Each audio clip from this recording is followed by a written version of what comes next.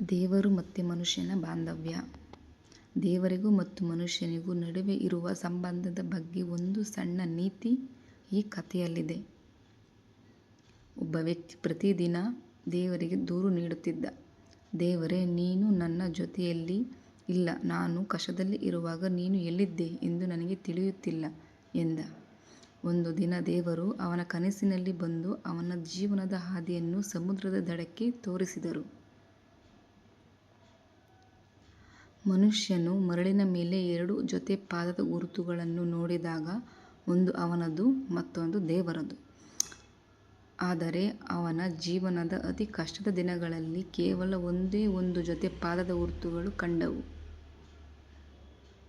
ಇದನ್ನು ನೋಡಿ ವ್ಯಕ್ತಿಯು ಬೇಸರದಿಂದ, ನೋಡು ದೇವರೇ, ನನ್ನ ಕಷ್ಟ ಸಮಯದಲ್ಲಿ ನೀನು ನನ್ನನ್ನು ಕೈಬಿಟ್ಟೆ. ಇಲ್ಲಿ ನೋಡು, ಕೇವಲ ನನ್ನ ಪಾದಗಳ ಗುರುತುಗಳು ಮಾತ್ರ ಇದೆ ಎಂದನು.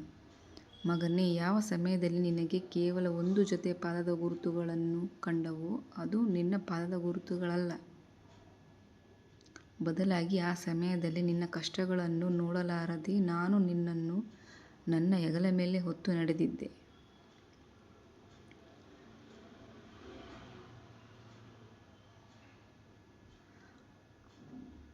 ಅದು ನನ್ನ ಪಾದದ ಗುರುತುಗಳು. ಮನುಷ್ಯನಿಗೆ ತನ್ನ ತಪ್ಪಿನ ಅರಿವಾಯಿತು. ಈ ಕಥೆಯ ನೀತಿಕಥೆ ಏನು? ನಾವು ಕಷ್ಟದಲ್ಲಿದ್ದಾಗ ದೇವರು ನಮ್ಮನ್ನು ಕೈಬಿಡುತ್ತಾನೆ ಎಂದು ಭಾವಿಸುತ್ತೇವೆ. ಆದರೆ ನಿಜವಾಗಿ ದೇವರು ನಮ್ಮನ್ನು ಕಷ್ಟದಿಂದ ಪಾರು ಮಾಡಲು ನಮಗಿಂತ ಹೆಚ್ಚು ಶ್ರಮಿಸಿರುತ್ತಾನೆ.